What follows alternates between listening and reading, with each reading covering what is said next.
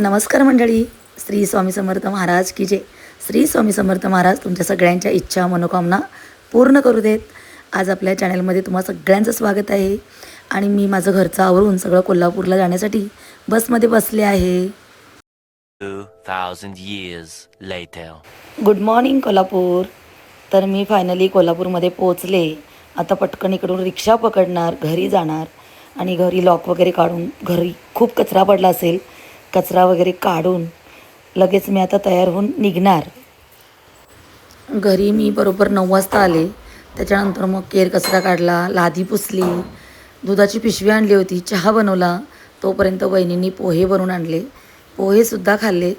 पाणी नव्हतं तर पाण्याचा बॉक्स मागवला आणि अशा पद्धतीने मी आता तयार झालेली आहे.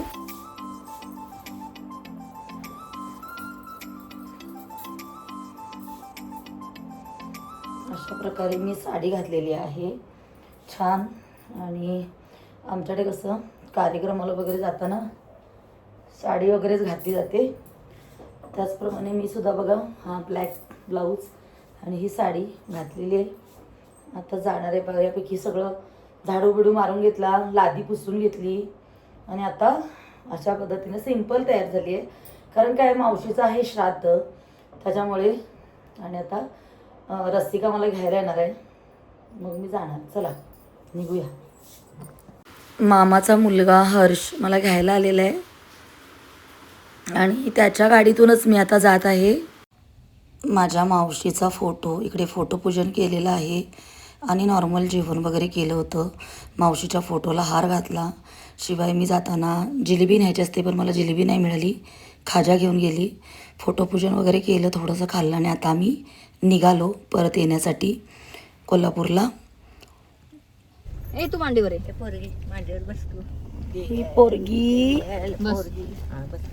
बस ना हा आणि मग बसायचं. अशा पद्धतीने आम्ही बोरवड्याला बघा आमचा हा हर्षू आणि माझ्यावरती उपकार केले इकडे आणून मला, त्याच्यामुळे मी आले. बाई इज्जत व्यवस्थित.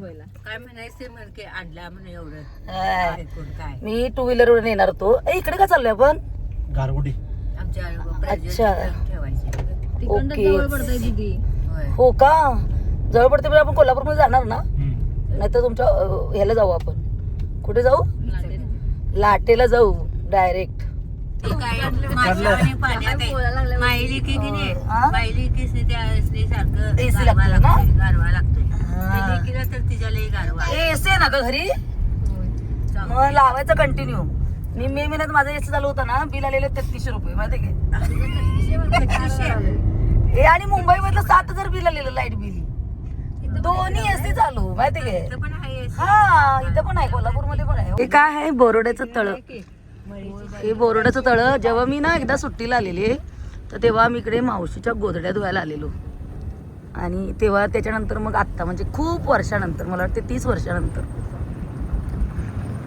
आत्ता आम्ही थोड्याच वेळात कोल्हापूरमध्ये आत्ता पोचलो आणि खाली उद्या बेंदर आहे तर बैलवाले आलेले आहे. तर मी बैल घ्यायसाठी खाली आले.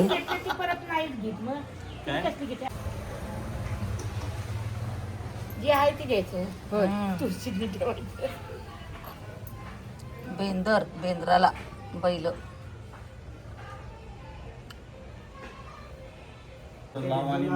ठीक आहे. सुट्टी नाही. दोन सुट्टी नक्की कोण पैसे ठेवते आता? जवळ कोणाचेच पैसे नसतात, सगळं ऑनलाईन. तुम्ही हे करताय म्हणून ऑनलाईन. आम्ही आमच्या पेक्षा म्हणजे आपल्याला ठेवायला लागते ऑनलाईनचं. मग कळत नाही. भात, भाकरी, कारल्याची भाजी, कढी आणि दोडक्याची भाजी. तर आता वहिनीने जेवण दिले, मी जेवून घेते.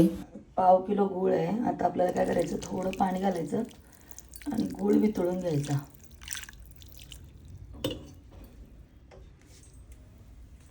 गूळ बघा वितळायला ठेवला आहे, वितळू दे. चिमूटभर 1 चमचा बडीशेप घेतलेली आहे. इकडे ठेवलाय हा पाक. इथे घेतलेलं आहे 1/2 किलो गव्हाचं पीठ आणि डाळीचं पीठ आहे अगदी 100 ग्रॅम असेल. 100 ग्रॅम घेतले. हे बघा बडीशेप जी आहे ना ती अगदी आपण बारीक केलेली आहे. बडीशेप घातल्यानंतर कसं वास चांगला येणार. सुंठ पावडर आणलेली आहे 10-12 रुपयाची आहे ही.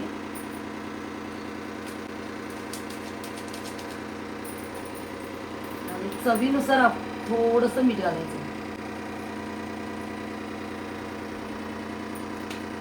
आणि हे गुळाचं जे पाणी आहे ना ते आपल्याला काय करायचंय, घालायचं आहे त्याच्यामध्ये. गुळ बघा इकडे वितळवायला ठेवलाय मी.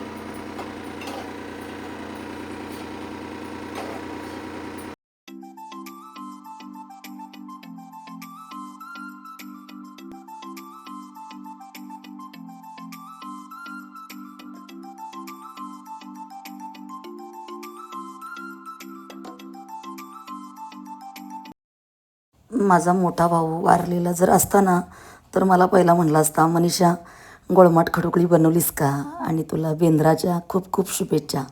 आधी 4 दिवसच त्याची अशी लगबग असते. आणि तो जे म्हणायचा ना गोळमाट खडुकळी वगैरे, तर मी लय हसायची. आणि मी हसायची म्हणून तो मुद्दामच मला असं म्हणून फोन करायचा. खूप आठवते मला भावाच्या माझ्या आठवणी खूप, आणि मन भरून येते प्रत्येक वेळी. जेव्हा मी आता कोल्हापूरला जाते ना तर कोल्हापुरातून मी वाचणीला जातच नाही. म्हणजे पहिला तर मी रोज जायची म्हणजे माझ्या आईकडे भावाकडे, पण आता माझं जाणं अजिबात होत नाही. आता इथे येऊन मला 3रा दिवस आहे याचा, पण मी अजूनही गावी गेलेली नाही. तर पीठ इकडे चांगलं मळून झालेलं आहे. आता तासभर ठेवून देणार. A few moments later. गोड खडुकळी ह्याचा बेंद्राला बैलाच्या शिंगावरती घालण्याचा मान असतो. आणि काही लोकांना गोड खडुकळी आवडत नाहीत म्हणून तिखट खडुकळी बनवली जातात. खडुकळी हा शब्द ऐकून पण खूप दिवस झाले नाही हो.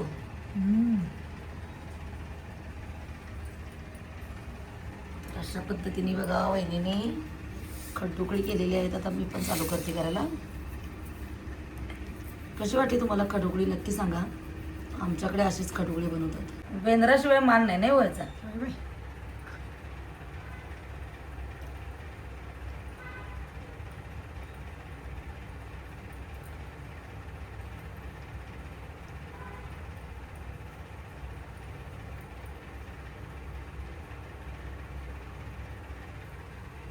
हे बघा कसं आहे खडुकळं.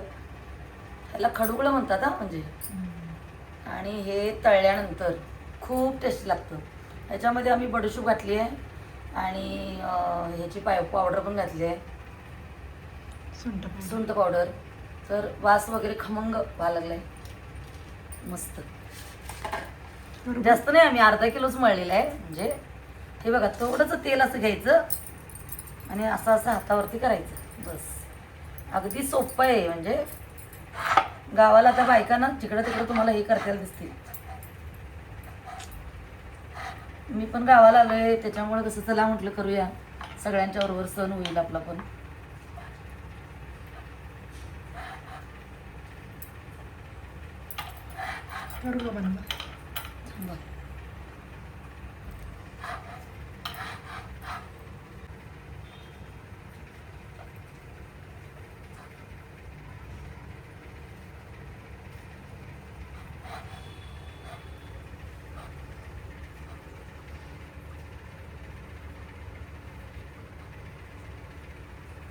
अगं आपल्याला असं घालतो की नाही, मग काय म्हटलं असं करा मग नाही असंच घालतो की नाही सुनत आपण.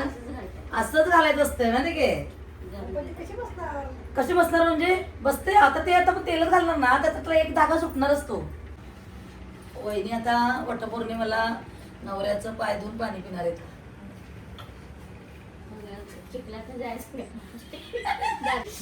वटपौर्णिमेला वहिनी पाय धुवून पाणी पिणार. मी सांगणार आहे नवऱ्याला तुमच्या, म्हणणार चिखलातनं जाऊन जरा या, वहिनी अभिषेक करणार आहेत. काल ती बाई आली की नाही बैल घेऊन, तर ती बैल काय बरोबर नव्हती मध्ये काय. त्या हे खडुकळी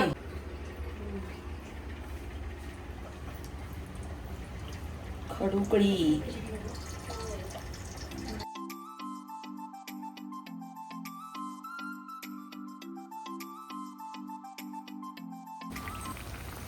कलर आला ना, सुंदर कलर. मस्त असा कलर आलेला आहे खडूकळ्यांचा.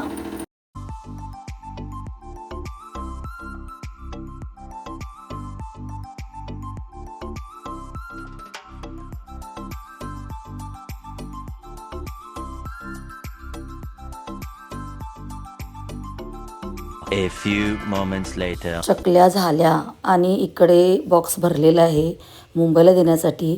आणि बाचणीला दोन्ही भावांना, मामाच्या मुलगीला आणि उत्कर्षाला आणि पृथ्वीला. तर चला, आजचा व्हिडिओ तुम्हाला कसा वाटला नक्की कमेंट करून सांगा. लाईक करा, शेअर करा, सबस्क्राईब करायला विसरू नका.